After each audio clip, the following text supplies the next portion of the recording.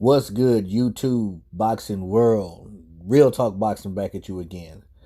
I'm coming to you with some more hearsay about my man Andy Ruiz, who could be facing a challenger as early as November.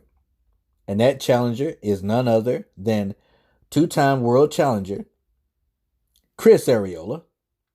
Chris Arreola has a record of 38 wins, 6 losses, 1 draw, and 33 knockouts. I'm kind of confused about this. It's actually Andy's father who's interested in matching these two up. Now, I don't know what Andy Ruiz stands to gain with a win over Chris Arreola, but let's get into it. We all know Andy. He dethroned the unified heavyweight champion by the name of Anthony Joshua. A lot of people said it was a fluke. A lot of people said he's a one-hit wonder. A lot of people are comparing him to Buster Douglas. I'm not one of those people.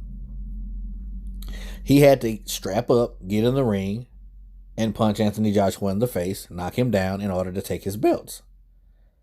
Now, granted, Anthony Joshua had a lot of pressure on his shoulders.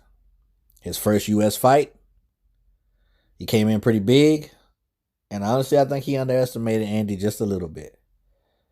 But Anthony Joshua did not get in that ring by himself.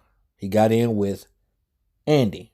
Andy stood in front of him and took him out. So he gets all the credit in the world from me. That's just my opinion. Real Talk Boxing. Okay. Chris Arreola.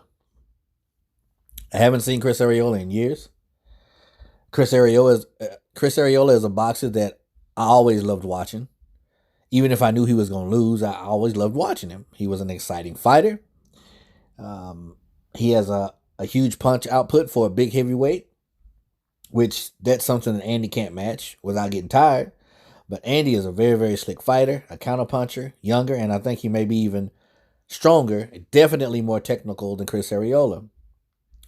But that doesn't go to say that this wouldn't be an exciting fight, should it happen. Like I said, it's something that Andy's father is interested in doing. So, what happens if Andy wins this fight? In my opinion, nothing. Nothing at all. I mean, Chris Arreola is 39 years old. He has 6 losses, and every time he stepped up in competition, he lost. So, what happens if Andy loses? A lot happens. That may be it for Andy. You can't go in taking a risk against a guy like Arreola because anytime you step in the ring, there's a risk. But a former 2-time world challenger, not champion? Honestly, I'd like to see Ruiz in there with the likes of Chisora or even Dubois. Dubois is an up-and-coming contender who still needs a little work, needs to sharpen up his tools a bit. But I think he's going to be a force to be reckoned with once he does that.